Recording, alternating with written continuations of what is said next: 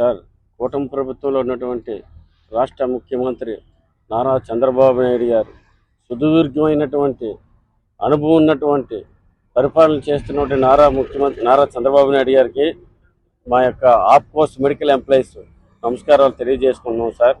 అదేవిధంగా రాష్ట్ర డిప్యూటీ ముఖ్యమంత్రి గారు అయినటువంటి పవన్ కళ్యాణ్ గారికి కూడా మా యొక్క నమస్కారాలు తెలియజేసుకున్నాం సార్. టోటల్గా చంద్రబాబు నాయుడు గారికి, నారా లోకేష్ బాబు గారికి, డిప్యూటీ ముఖ్యమంత్రి పవన్ కళ్యాణ్ గారికి, మా ఆప్కోస్ మెడికల్ ఎంప్లాయీస్ కోసం టీమ్గా ఉన్నటువంటి మంత్రులకి అందరికీ మా హృదయపూర్వక నమస్కారాలు సార్. సార్, మేము ఆప్కోస్ మెడికల్ ఎంప్లాయీస్ సార్, ఉద్యోగం చేస్తూ నిరుద్యోగ బతుకుతున్నటువంటి ఎంప్లాయీస్ సార్. ఒక పేద ఉద్యోగి తాలూకా ఆకలి బాధను రాష్ట్ర ముఖ్యమంత్రి గారు ఒకసారి తెలుసుకొని అర్థం చేసుకుంటారని. ఎందుకనంటే ఆయన సుదీర్ఘ పరిపాలన అవగాహన ఉన్నటువంటి వ్యక్తి, సీనియర్ నాయకత్వం వహించినటువంటి రాష్ట్ర ముఖ్యమంత్రి గారికి మా యొక్క నమస్కారం తెలియజేసుకుంటూ, ఒక ఆప్కోస్ మెడికల్ ఎంప్లాయీస్ ఆర్థికంగా చాలా ఇబ్బందులతో ఉన్నారు.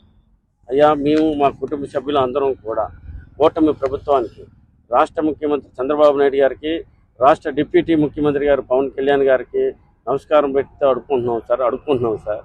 మా కష్టాన్ని చూడండి సార్. మేము చాలా ఇబ్బంది పడుతున్నాం సార్ ఆర్థికంగాను. మాకు హెచ్ఆర్ పాలసీతో కూడుకున్నటువంటి సమాన పనికి సమాన వేతనం ఇప్పించగలరని సదా మిమ్మల్ని వేడుకుంటున్నాం సార్. ఒకసారి మా యొక్క పేద ఉద్యోగి ఆకలి బాధను చూడండి సార్.